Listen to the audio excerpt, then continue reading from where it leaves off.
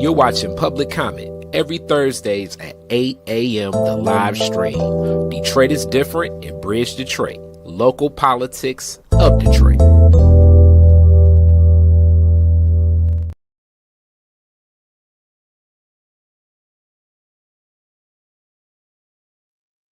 All right, welcome back. Welcome back to a special Public Comment edition. Every week, we're talking about municipal politics of Detroit. When I say we, I have a partner in this, but I am Khary Frazier from Detroit is Different Podcast Studios in full effect with my partner in this. And it's been one heck of a year, and we got more coming.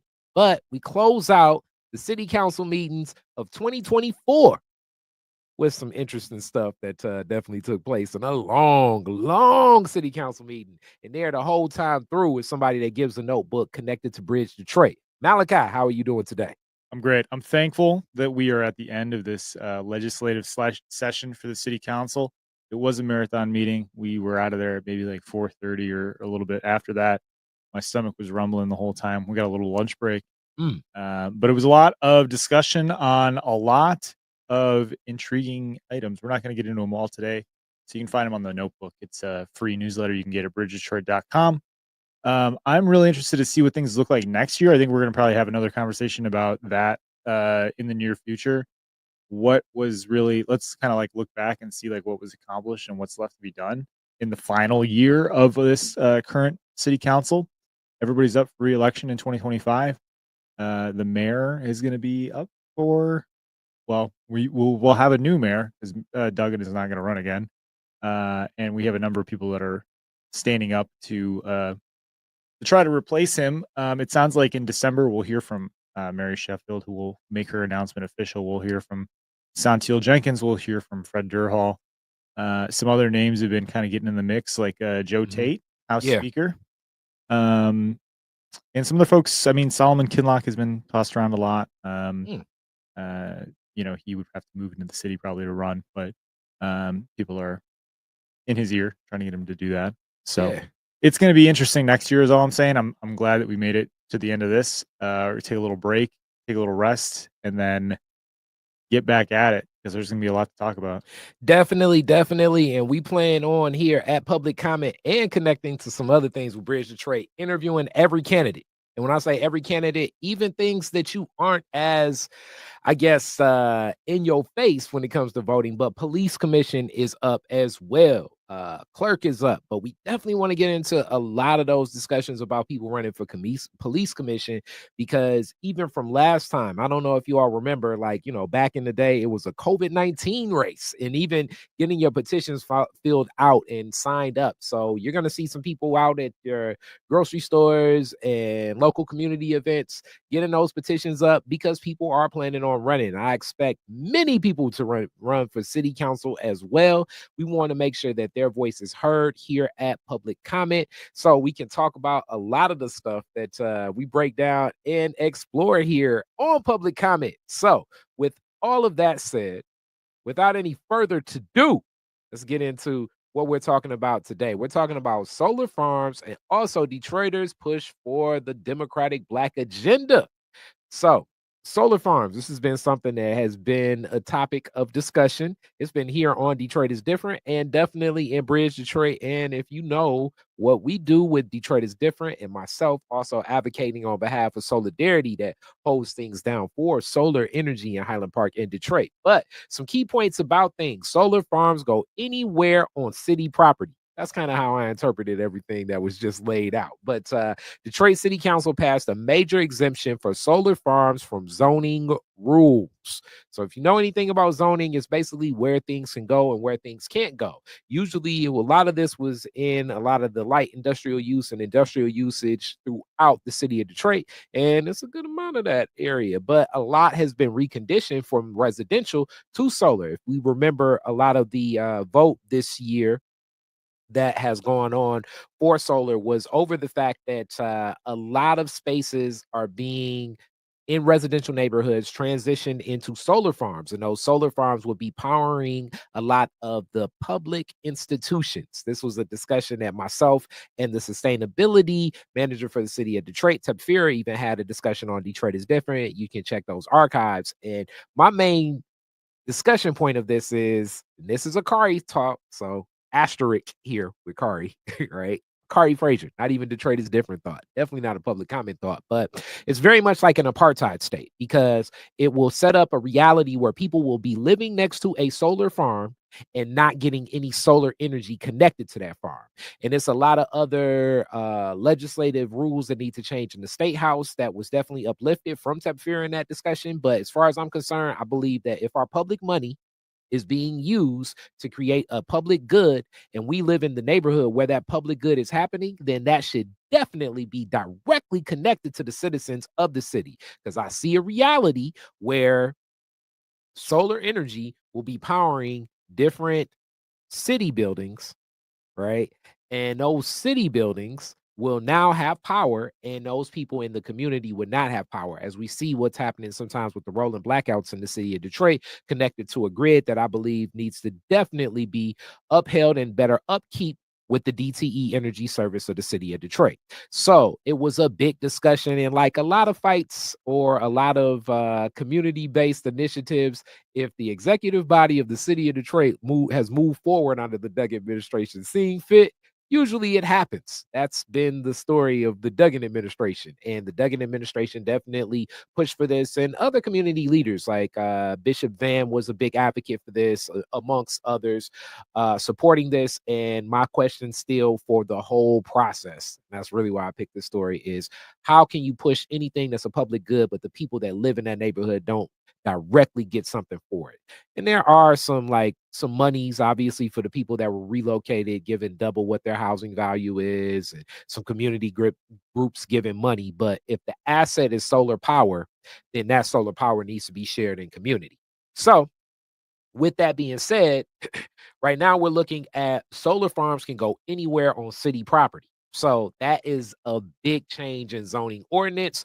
Solar farms that are city-owned land are now classified as essential government function.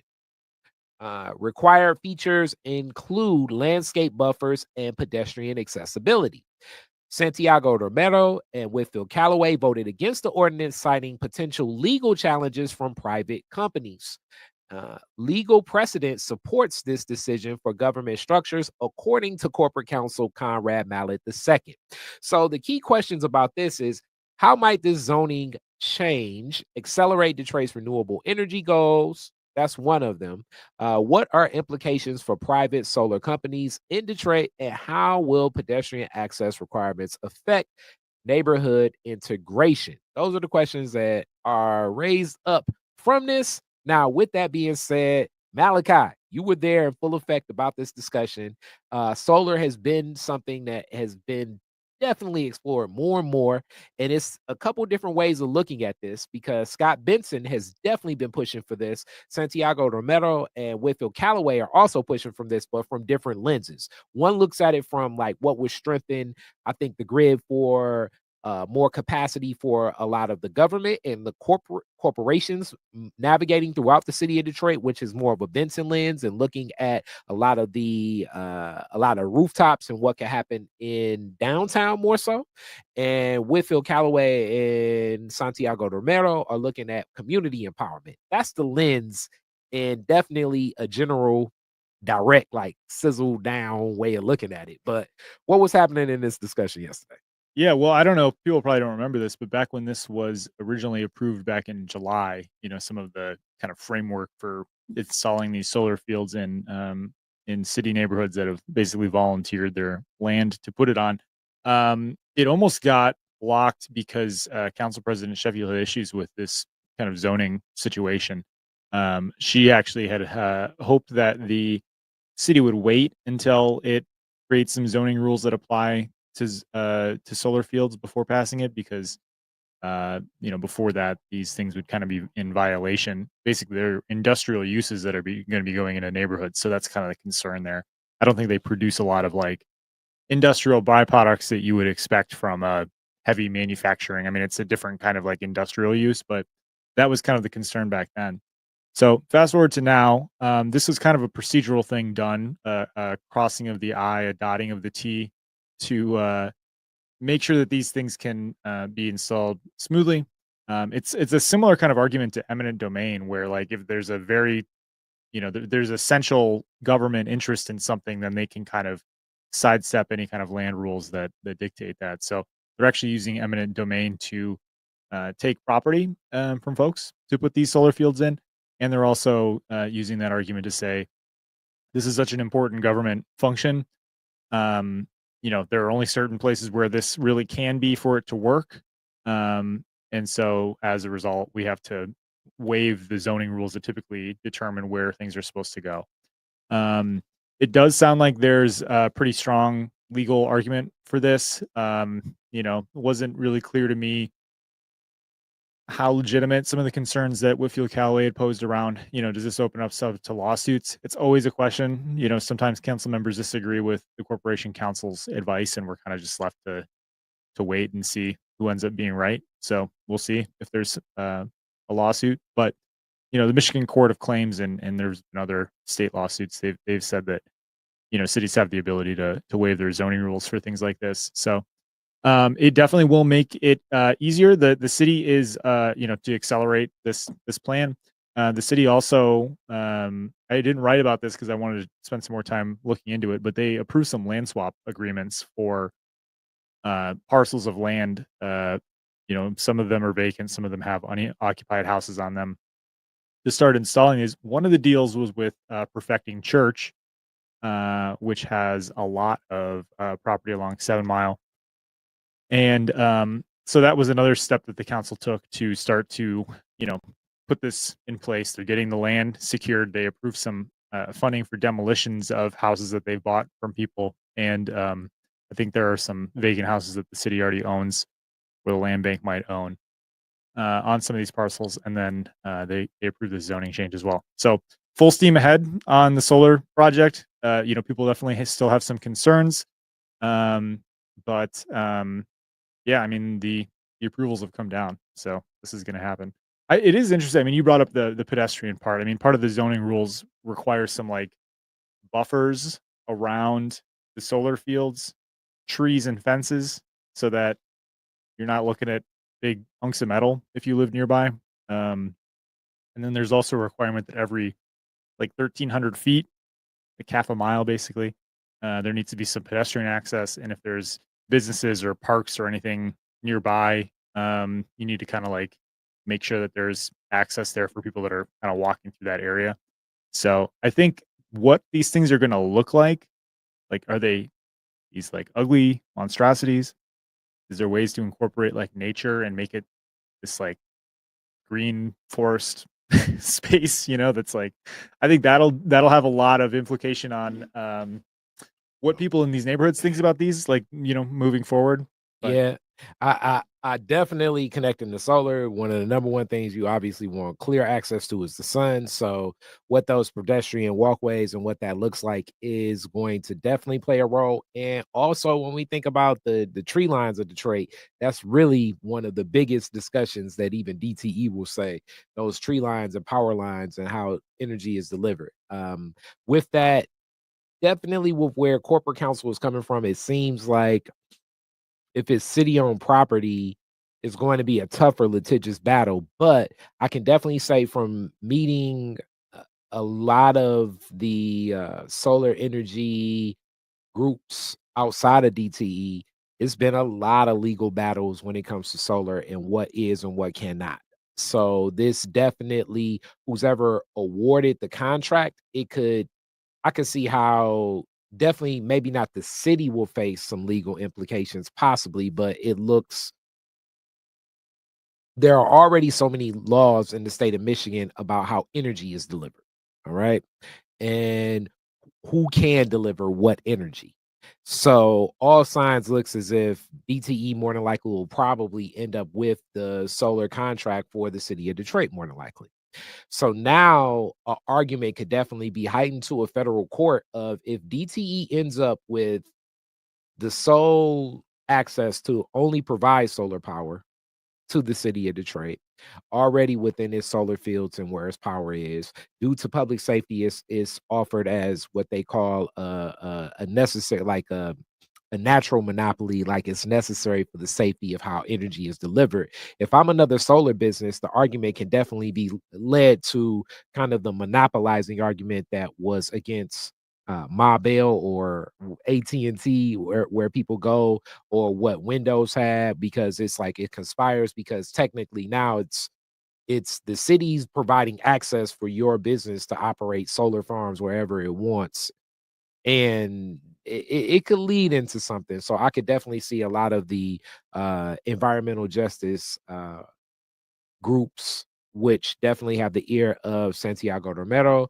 and Whitfield-Calloway, speaking to this, and what could move beyond definitely even court in Michigan and move into like a Supreme Court type action, because that would be pretty unfair. If I'm a entry into the market and I have already can't operate just due to where solar is. Hence the same argument when I was speaking to the Office of Sustainability about why isn't solar power given to these residents, is the same laws and licensing holding businesses back from being able to deliver solar to residents outside of anything. So if you kind of get where it's coming from, it's a lot of legal precedent that is set, and the litigious arm of DTE is big.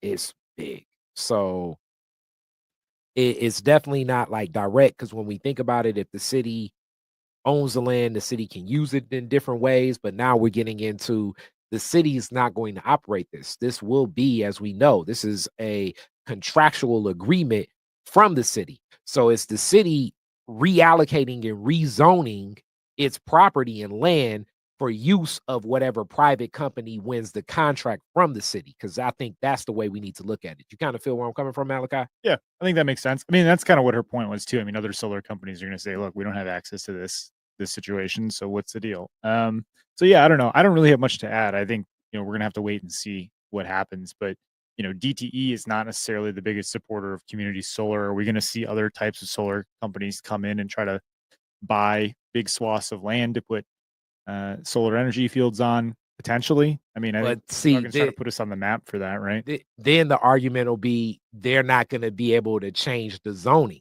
You kind of see where I'm coming from? Yeah, yeah, yeah. Because it's not city It's property. it's a different kind of use too. 'Cause Yeah, these are for government buildings. So not people. because you're creating power on behalf of the government, there's a essential government interest that's kind of built in there that Mhm. these other companies wouldn't have, because whatever And they would this be doing. is and really this is where the ball of yarn for the cat really starts unraveling, because this was my key argument, and I was told specifically from the Office of Sustainability, no, it's going to be for like recreation centers, police departments, but the city is in private property ownership with these other agreements, where Little Caesars Arena is a city building. Hmm. District Detroit is our city buildings. The Hudson site is a city building. It looks like, just from what was just uplifted from, I don't think power is going to go to the Hudson side of the District Detroit buildings though. Those are private developments, even though they've been subsidized with public money. Or explain how are those public buildings? I'm gonna say like it's connected to, like, definitely Little Caesars Arena is more direct, Yeah. but I still look at it like with public money connected to this project, and the public is still in the space of it, or even like what's happening with the Renaissance Center right now. I would think that legal arguments would be made. Now, I know this is more of a stretch, but this may be just me knowing how the city seems to honor corporate interest over citizen interest, in the thought process that corporate interest will um, be the raising tide to raise all ships for public interest, which I look at this as, we need to look at this in reverse. If communities are strengthened, corporations will be attracted to engage with the city a whole lot more. That's kind of, how I see it, because, projects that start like the Q line, which needs to be expanded or more effective or whatever, that's city now. You know what I'm saying? But is it really Well, it's owned city, by the you know what I'm saying? regional that's owned by the Regional Transit Authority, which is like a government. But I get what you're saying. I mean, And, it's and it's these interesting things, you know what I'm saying? Like it's back to like because our government is not necessarily like our government is engaging in government activities through contracts where it's not government accountability for all of this stuff, but now you're going to receive the government advantages as if it is an entity of the government, but it's just contractually tied to the government, which basically eliminates some legal responsibility, but it gets the precedent of all the governmental authority. I guess the way I look at it to try to boil it down is, to, like what you were saying earlier, if Malachi and Khary, .com solar company Yeah. comes to Detroit and wants to build solar energy fields that would, provide power for whomever, and we're trying to get a zoning change to do that. It's a B4. We need it to be a B3 or whatever. I don't know what the exact thing would be. Yeah. And the city council rejects that, then I think you will hear probably Whitfield-Calloway and other people make the argument of like, well, what's really different about why we're not allowing them to be in this place, but our own city facilities can be. And that just gets back to the point of like, when the city says that something is an essential service, they can waive that stuff, and that just doesn't apply to private business. And that's just kind of the way that they have that And legal protection, and my bigger argument even with that is, and I know you get where I'm coming from, it's like the city says this is essential, but the city's not executing the contract of it. The city is sending that contract to a business to do it. So even though it's on behalf of the city, it's still a business doing this. So it's still a business executing business, but just on behalf of the city. And the city is so involved in so many corporate interests that it's a very blurry line between what is municipal government versus what is private interest. Yeah, I mean, that's a theoretical argument that I'm not Yeah, following. yeah, I know. It's definitely theoretical. Okay. But I hear what you're saying, yeah. Yeah. That's all I'm saying. You know what I'm saying? So with this, Article 2, Detroiters push Democrats to Black agenda. Uh Definitely a press conference. It's been a lot of talk, especially since the presidential election, about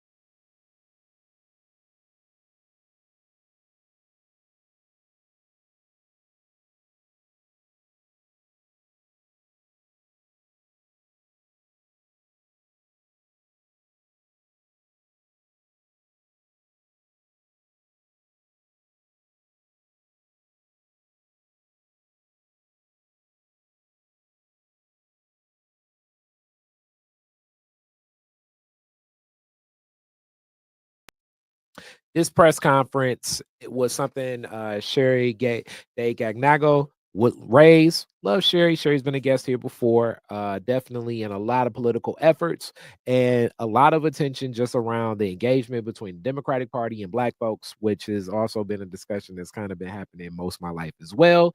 And what is a reasonable response to what actions could have been taken.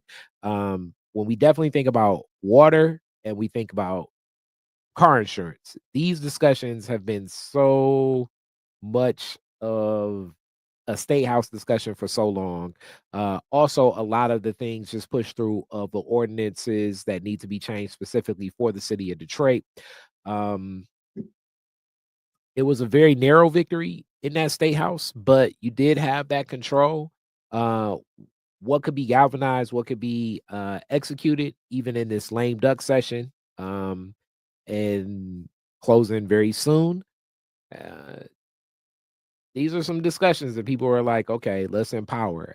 Some of this, I believe, is definitely going to galvanize a lot of people's interest in what's to come in the local elections here in the city of Detroit that we uplifted in the beginning, but also um, another opportunity, I guess, for a lot of people that have been working in the Democratic Party throughout Black Detroit to, like, I guess, gather, speak to something to like grab hearts and minds. Um, what was the deal with this press conference? Yeah, I think it's, I mean, time's running out. This is a small, um, well, it's an opportunity, not a small opportunity, but they don't have much time left to basically capitalize on having this trifecta of Democratic control in the state government, which we've not seen for some 40 years or something like that. So this is a rare opportunity, not a small one, a rare opportunity for Democrats to really push through legislation that they just won't have the ability to do, in the new term when Republicans retake control. And I think what we're seeing is some desperation, really, from some Detroit area lawmakers, elected officials, and kind of political insiders, saying that this Democratic majority just has not done enough for Black Detroiters. It's interesting because the House Speaker is a Detroit Democrat, Joe Mhm. Tate. We mentioned Yeah. earlier he might be thinking about running for mayor of the city next year. Um, he's in charge of getting bills out of the House. It's been a tough situation because of the vacancies. People have not been showing up to work, and the Democrats only have a two-seat majority. So if two of your members don't show up, you're dead even, and then you need Republican votes to get things across. So I think that's been part of the problem, that they've struggled to get members there. And it's really interesting. I remember, I think I was in college when Snyder's kind of like legendary lame duck sessions were happening, where Republicans just like blasted through like 30, 40 pieces of legislation, some Mhm. like pretty unpopular stuff too that we've been reckoning with since. Yeah. Um, and that's kind of Mary Waters' point, is like Democrats like complain when Republicans do this stuff, and then they have the power and they just like don't do it. That's like her position, that when Democrats have the gavel, when they have control, they don't act as boldly as Republicans do to flex that power. So I think it's born of a couple of different things that I just mentioned, but really it's people feeling kind of abandoned. It's interesting, the kind of like specific legislation that they brought up. The Black Caucus included a link when they sent this out to reporters that has a bunch of bills, like dozens, maybe close to like 50 bills. Definitely more than 50, actually, now that I'm looking at it, probably like 100 or 200. Um, and so there's a lot on there, obviously, that have not moved, but I think the legislature would say that they've done things to um, advance gun regulations, criminal justice reform, investing in schools. The Whitmer administration, really touted some large education investments. They did some stuff on like free breakfasts and lunches for students. Um, but yeah, I mean, when we're looking at kind of what's missing here, repealing the emergency management law is a big one that people talked about at this press conference on Monday. Um, Water affordability, like you said, I mean, these are all issues that are very important and have not seen a lot of action on, um, in your lifetime. So I think this is a long running struggle between Democrats in Lansing and Democrats from Detroit. And, that power balance is going to shift once Republicans are back in charge next year. So, Yeah. Yeah.